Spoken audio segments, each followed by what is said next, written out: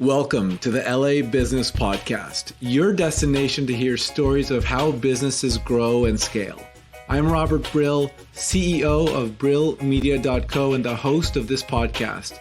Now, let's jump right into this week's interview. Hey everyone, welcome to another episode of the LA Business Podcast. Today our guest is Greg Bulgarelli, founder of LiveWise Naturals. Greg founded LWN because of his own vitamin deficiencies and his inability to get the right vitamins using the supplements he was buying. So Greg, you formulate all of your products with the assistance of doctors and also procure all the ingredients. Tell us a little bit about LiveWise Natural. Is it LiveWise or LiveWise Natural? LiveWise. LiveWise. Oh, geez.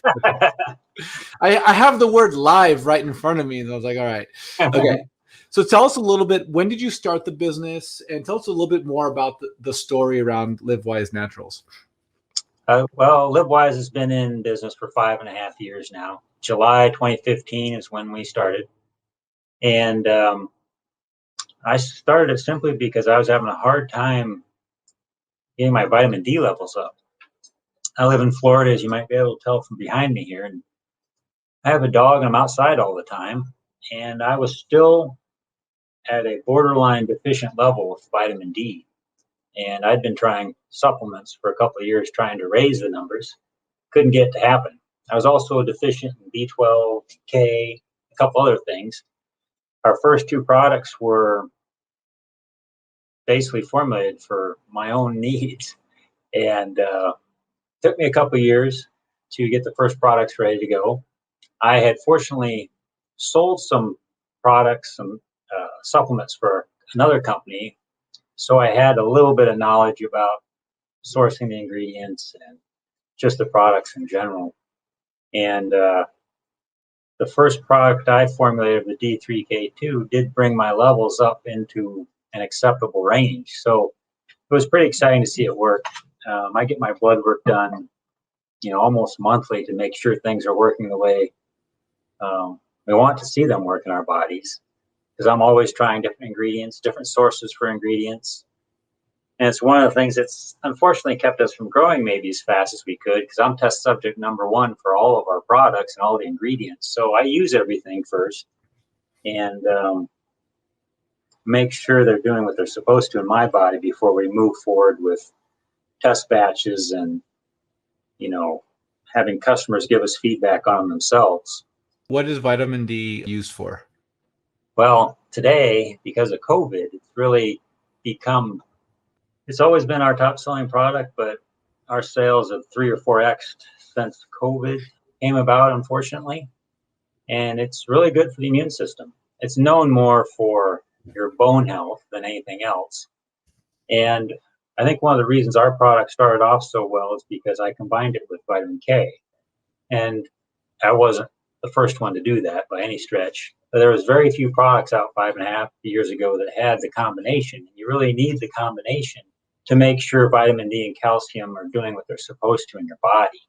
If you're not getting enough vitamin K, the calcium you could end up in your joints or in your arteries, places you don't want it. I mean, the company grew at a level that I wasn't ready for. I almost put myself out of business twice, simply because I didn't have enough product the first time. And the second time, I didn't have enough product to meet your sales. And then we also had some problems with the sales platforms shutting things down. So it was a little interesting there in the beginning, but it was we hit the 7-figure mark in sales a lot faster than I ever expected.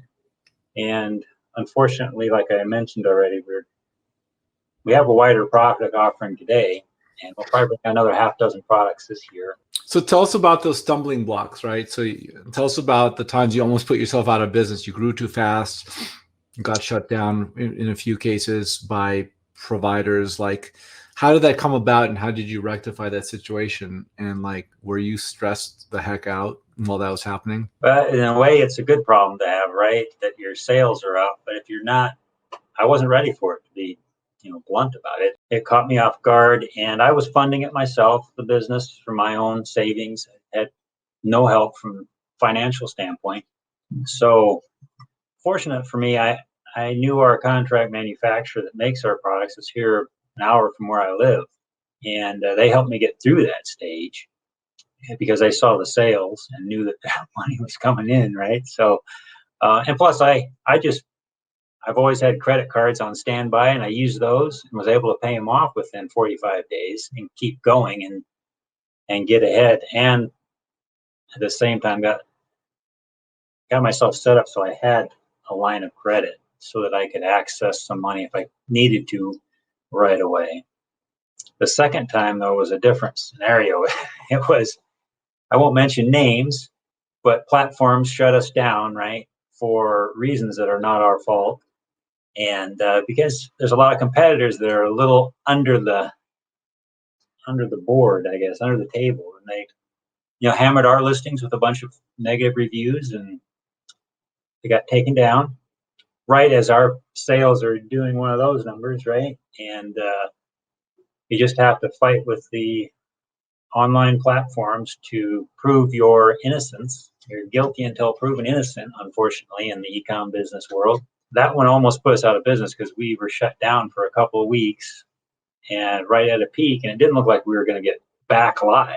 And that was one of my other faults, is relying on one platform too much for all our sales. We no longer do that. We're spread out a little wider, and we continue to add to other platforms to sell on outside of our website. And that's saving us a little bit when these glitches happen that are out of our control. One of the lessons you've learned over the years is to diversify where you sell so that you don't have all your eggs in one basket. So where your products live today in 2021? Our website, Amazon, Walmart, and eBay currently. That's all in the U.S. We are starting to go more global, but we're using local distributors in other countries, and also trying to expand into Amazon Canada right now, Walmart Canada, and we've been trying in China for like 3.5 years now. We haven't been able to gain any traction there, and India and a lot of Asia we're targeting right now, or some of the smaller countries we're starting to get into. But it's expensive. Every country has its own FDA and wants to charge you $1,000 to $5,000 to certify every product. So you have to be strategic in where you're trying to sell the products. Make sure you can sell enough to justify all the other costs that are involved. As you think about growing a business, right? So there's someone out there listening and who has the intention of creating a product. Tell us about the journey that goes into manufacturing the product. Like, I'm thinking of all the key milestones that go into going from, hey, I have this need, and I think other people have this need. So I have an idea ultimately. How do you go from having an idea to creating the product to getting the product with distribution? Like, what are, like, from the product creation standpoint, what are some of the what's a learning that you can share on this stream that someone who wants to do this, what should they know that maybe they weren't thinking about as they're creating a product? Well, there's a lot of things. One of the hardest things for me was just coming up with the name of the company. I couldn't do that on my own. I had to actually go out. I sent out to websites like 99 Designs, Fiverr.com, a bunch of different sites that have people that will come up with ideas for you. And I probably had 10 or 12 people just help me get a name for my company. I couldn't believe I couldn't come up with one myself. And so that was, I know most people won't have that stumbling block, but it was surprising to me that it took me an extra 3 months to come up with the name of a product. I could have launched, instead of launching my products in September, I could have done it in April or May if I just had a company name. Yeah. And the other struggle for me was just the packaging for the products, getting it done, finding a competent designers and companies to make the boxes and the labels, and sourcing the it's a time-consuming process. I wasn't ready for how long it was going to take me to source everything. For the ingredients, I am anal about the ingredients that go into the products because I use them every day.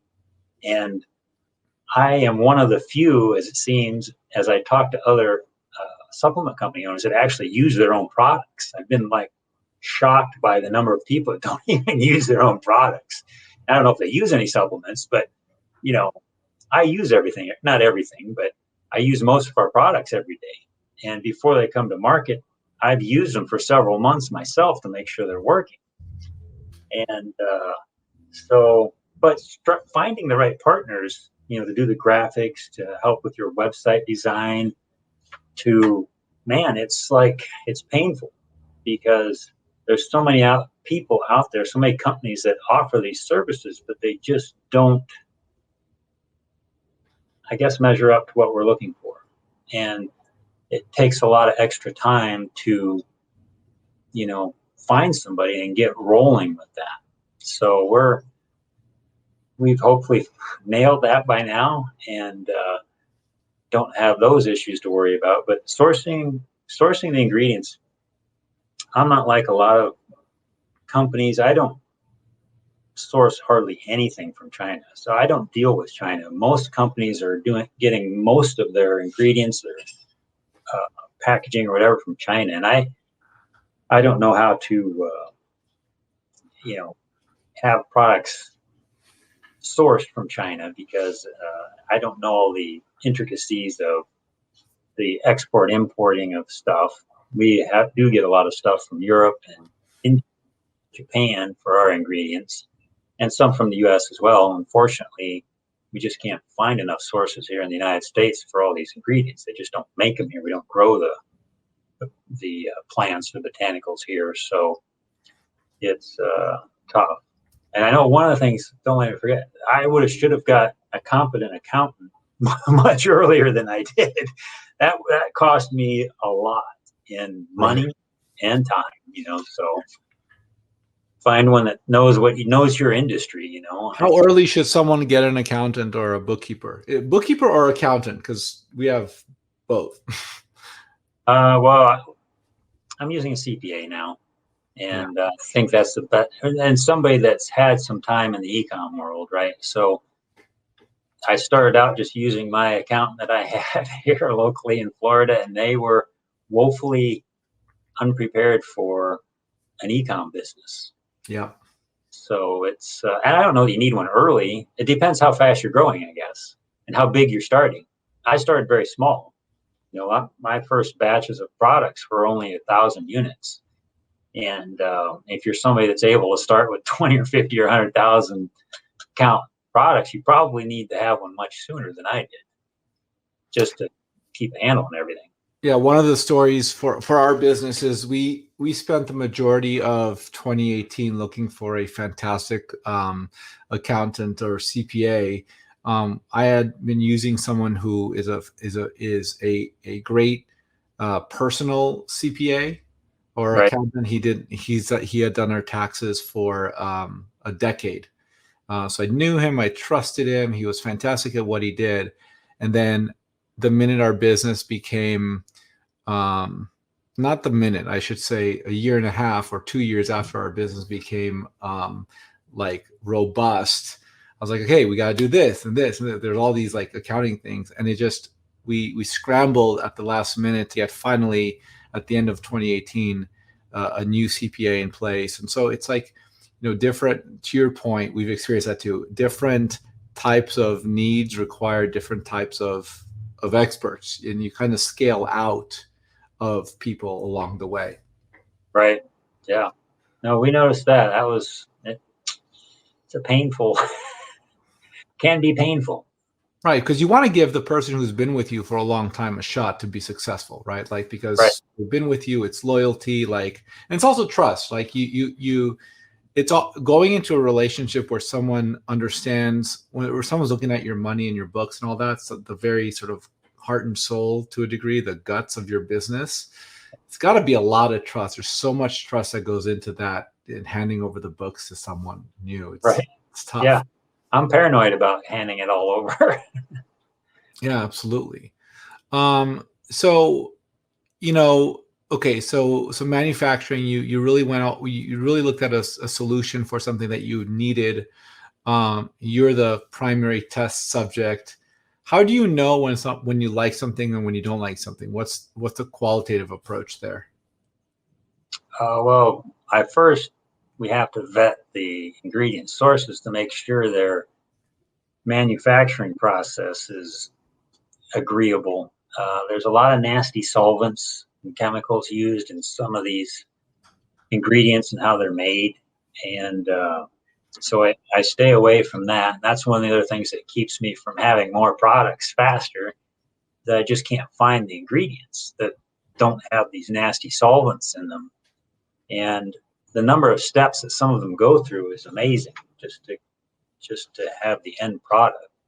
So I start there, and that's where a lot of time is spent, is weeding out all these different suppliers, and I try to find things that are CO2 extracted, and it's hard to find. It's more expensive, that's why our ingredients or our products are not going to be the lowest cost out there. I spend a lot of time sourcing, the best ingredients. So it's that's one of the hardest parts of it. And once we find them, then we get sample quantities of them, and I start mixing them up. I'll have the lab make up a test batch, or I'll test them individually myself, and I'll have my blood work done before I start something new, and then 30, 60, 90 days out, see if things are changing and moving like we expect or don't expect. And if that all goes well, and then we have a test group, that I'll make up another test batch and send that out to. So you're looking at your blood work? Yeah. Wow. Yep. Get my blood work done. I meant to have a copy of it so I could flash it up here in front of me, but I don't have it right here in front of me. But yeah, I go to Quest Labs almost monthly. They know me there. I've been doing it for almost 4 years now. And I want to make sure the stuff's working. We want to have a quality product, and we have some other people get their blood work done as well to see if the ingredients are doing what we expect them to or hope they will. And that's just the way I think it needs to be done. I think, unfortunately, a lot of supplement companies, there's all these private label and white label guys out there that just have a stash of bottles with capsules sitting in there that you can go make Robert's vitamin B, right? And you'll be in business competing with me tomorrow. But I mean, don't get me wrong, I want to make a lot of money, but I want to have a product that's meaningful, that's valued, right? It actually works in your body. And I can say ours do because I've got my blood work to prove it. If I had and I'm sorry I don't have it here, but if you should take a look at my vitamin D levels from month to month, they're all over the place because I'm constantly changing what I'm taking, and I'm changing the sources, and I'm varying what, my intake is so that I can see the actual levels moving, hopefully. And sometimes they don't, so I know I've probably got a bad source there. And so how do you go to market and compete, knowing that there's so much, that the barriers to entry for your business are relatively low? Now, granted, as much as you say it's easy to do, like, it seems beyond me to do. Tell us about the marketing, the branding, the communications. How do you ensure that people know that you have a good quality product? That's actually, unfortunately, if I was to be honest, which I always am, but we're kind of that's a weak point for us right now. This year, we're going to start putting a much stronger message out there about how we do source everything, and how I'm testing it myself and using them myself, because we haven't done a good job of that to this point. I think the thing that made LiveWise grow so fast is that we had a totally unique product out of the gate with our D3K2 and B12. They were a little different than the majority of products out there, and we hit Amazon at a good time. Our sales just skyrocketed on Amazon out of the gate. And and part of it was because of the story I was telling on Amazon. Our B12, a lot of companies use cyanocobalamin, which is made with cyanide. Why would you knowingly make something with a known toxin, a known poison? Because it's cheap. That's why everybody uses it. Hey, what is that ingredient again? Cyanocobalamin. Okay. Okay. So so basically if something I have uses that, don't eat it, don't drink it. I wouldn't. No, I mean, everybody's going to tell you it's such a small part per million count that it's Mhm. okay and all this stuff. But whenever I am looking at competitors or somebody, I always have friends and family ask, "Hey, what do you think about this product?" And if it's got B12 in it, the first thing I go to and look at is whether or not they're using cyanocobalamin. Because if they Mhm. are, I don't. This is my personal opinion. I think they're worthless Right. because you're just using an ingredient that is the absolute cheapest thing you can use when there's at least three better sources of B12 that you should be using, in my opinion only. So yeah, it's crazy. So in terms of the sales that you've seen, how have you sold? Like what's been the primary components of your business that, okay, like you do social media, or you organic posting, or it's search engine marketing, or it's email marketing? What are the elements that are primarily responsible for your sale now? Well, initially our sales were on Amazon, and we do a lot of PPC advertising there. We're also just within the past year doing a lot more on Google, driving it towards our website. We're just in the process of hiring somebody to help us with that right now. Um, Eventually, though, I want to bring that all in house because we've had a horrible time with hiring outside vendors and having them, um, move the needle in our sales. And we've spent more, you know, but we haven't had an increase in sales. And I just don't know that you get the attention you need if the person's not directly working for you. And that's what most people that have e-com sites tell me. So you're better off starting from scratch, hiring somebody than using agencies. And although I know some good agencies out there, supplements are another. There's a lot of agencies that won't, work with a supplement company because it's just a different animal. It's harder. You've got all these companies that are willing to just throw money into advertising because they're spending $2, $3 on their product. It's a garbage product, but if you're selling it for 20 or $30, you got plenty of room to spend all kinds of money on advertising.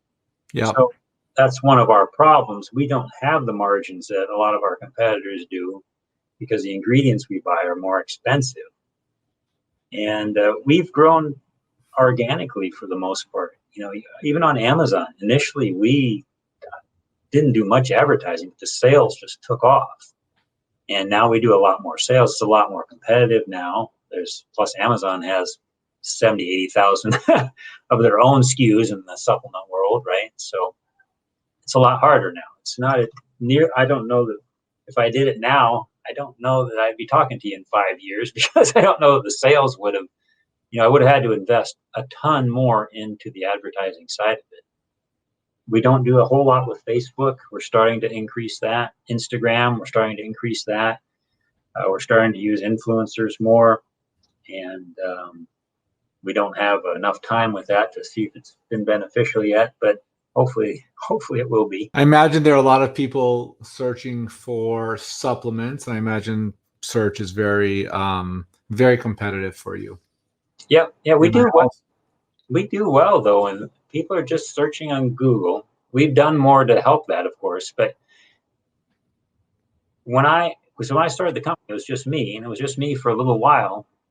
I didn't do anything for SEO or anything like that. And if you went into Google and typed in vitamin D, I was amazed how often ours came up on the first page. So uh, and now I don't know that that's still happening per se. I don't pay it that much attention to it right now, but I ask a lot of our customers. We have a lot of customers that have ordered more than 20 times from us, right, through our website. And I always ask them how they found us. And it's either through a friend recommending it or they found us on their own, um, doing a search and just going through us and whoever competitors they were comparing us against, settling on us. So. So when you looked at 2021, as we were at the start of this year now, what is your approach and what are the key initiatives that you're focusing on?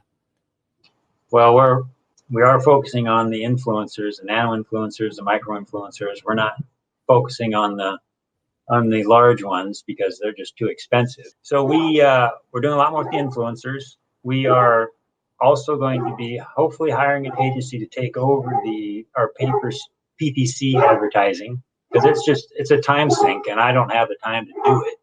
Yeah. Effectively, for sure.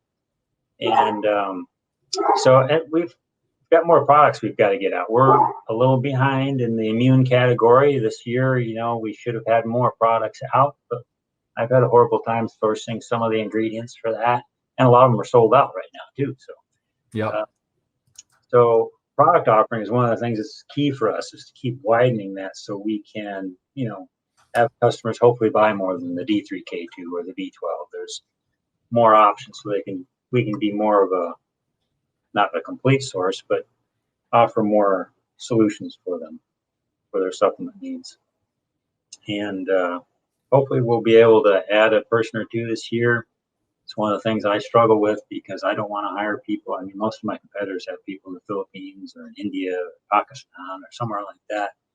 And I'm trying to keep everything here in the US, and that's great and all, except when it comes to the cost of things, right?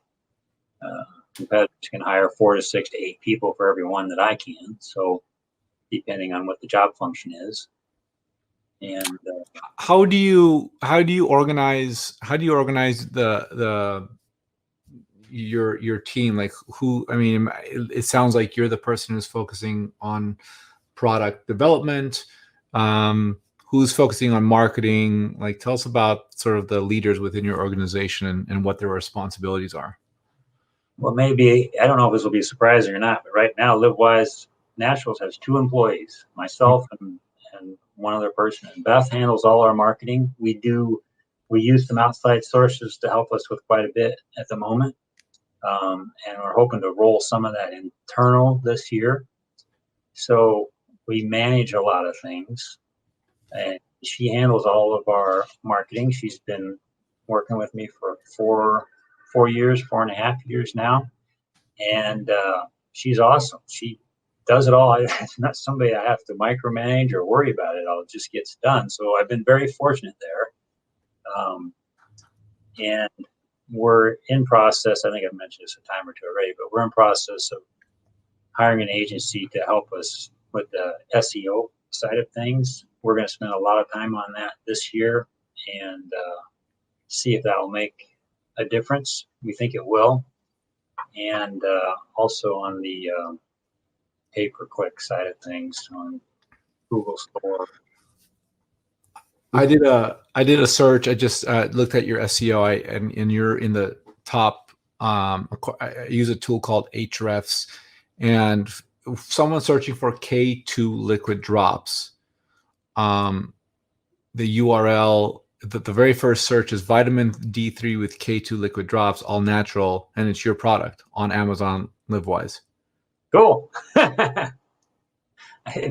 Yeah, I'm just getting ready to dig into the SEO myself. I just in the app, I can't remember the name of it right now, but I'm just starting to scour our website and look at things. I'll put it up on the screen. Oops. This is sorry, I meant to show the search, but this is the product that shows up when you search for K2 liquid drops. Cool.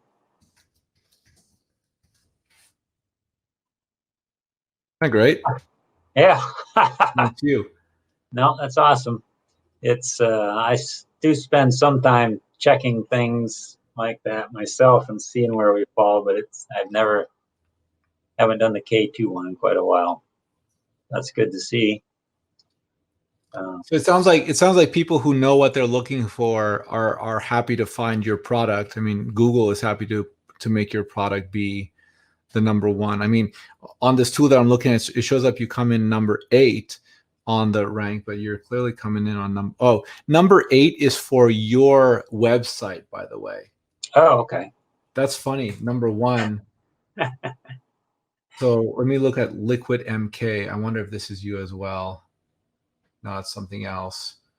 But you guys should be coming. You guys should be coming up here. Yeah, I don't know. That's great. You basically you win twice when people search for liquid K2 liquid drops. And we've had one thing I haven't mentioned. We've had a lot of doctors track us down, and here you are. We do have a wholesale business that many doctors will buy our products and then sell to their patients. So yeah, it's been interesting because I've never gone out and tried to make that a part of the business, although we will be this year starting to contact doctors more ourselves. And so I know we make a product that they're interested in. So that's great. Yeah. And we use live pictures on ours too. I mean, live. We use photographs of ours, our bottles, instead of renders. We might still have a couple of renders up there at different places, but we like the look of the real bottle versus a render. So there's a real bottle picture there. Well, and the other one too, I could see the office. Let me see if I can scroll back. Let's see. No. I could see the inside of the office that you're in. Oh.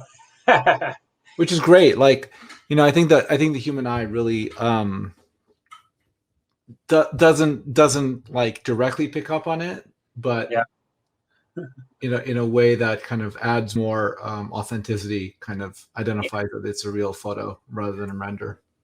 Yeah, I know. I did a couple of them early on and didn't catch it. That you could see me clearly in the glass bottle. A little embarrassing. Hey, it's okay. I mean, people. I think one of the things I've learned over the years, people like authenticity. People like when a real person does something real and really has the ability to kind of go out there in the market and provide something that people like. Okay, so 2021, focus on growing your marketing, focus on SEO. That's fantastic. It's always hard to find the right people, man. And you've I know. At least one person. That's fantastic. Well, cool. So if people want to reach you, let people know about the website. I mean, it's been all over the live stream here, but let people know about the URL. And if people want to reach out to you, how can they find you? Well, there's always the contact us on livewisenaturals.com. My email address is haveFun@livewisenaturals.com.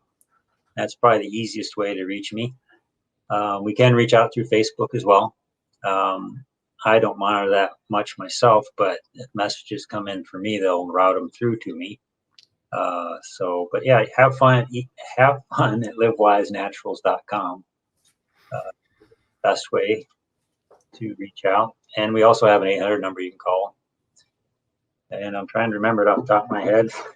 866-866-0075. 866-866-0075. Correct. Great. Yep. So, and we do answer. We try to answer everything the same day that we get a question, regardless of time it comes in. Of course, I go to bed early. I'm an old guy, so if it comes in past 9 o'clock, you're gonna have to wait till the next day. How do you operate a business with two people? Like I mean, you have such a robust business. How does that happen? Like, do you work with contractors or contracting companies? Like, how do you do that? Well, I work every day of the week. Someone has to. I know Beth puts more than 40 hours a week in. I won't speak for hers and what she does, but it's I don't know how to answer that question really. I mean, I know how to answer it, but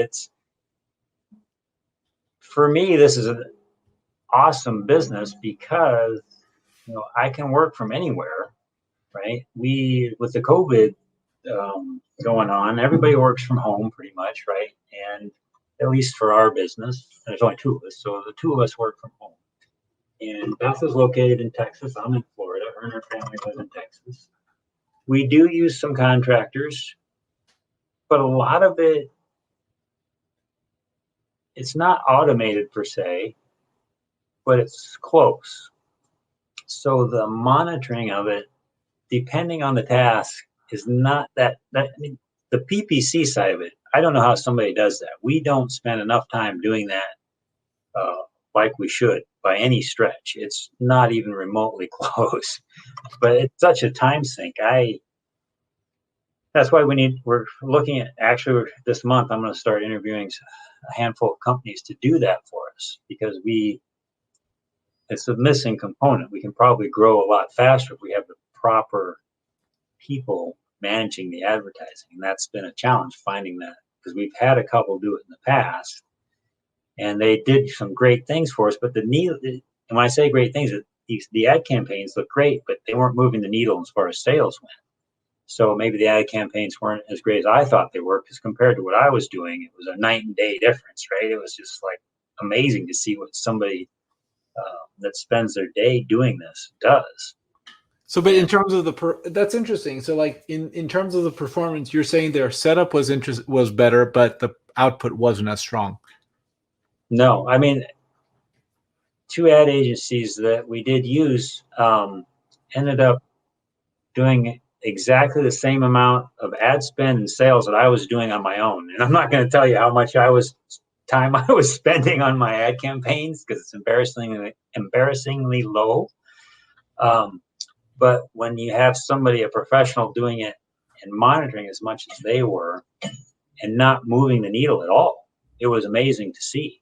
I mean, I didn't know how to address it, because I was just amazed at all the extra campaigns that were put in there, all the extra keywords that I was not using, key phrases, and didn't move anything.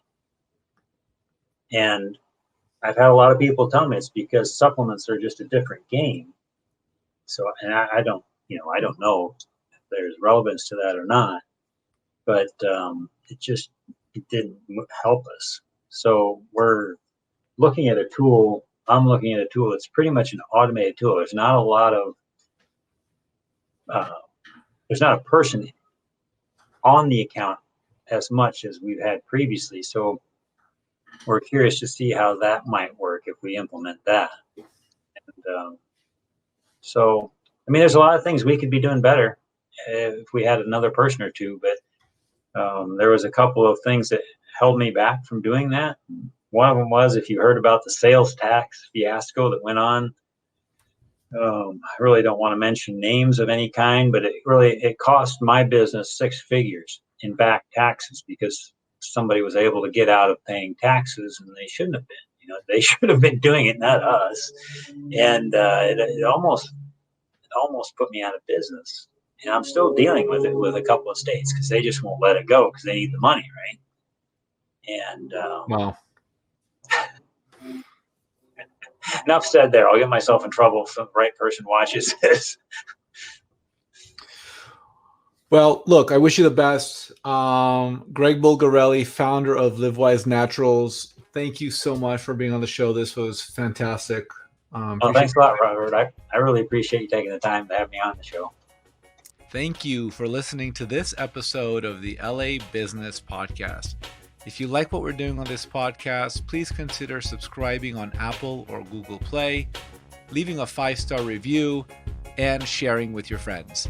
If you have any questions, comments, or recommendations for a guest you'd like to hear on this podcast, please email me, robert@brillmedia.co. Thank you. Have a fantastic day.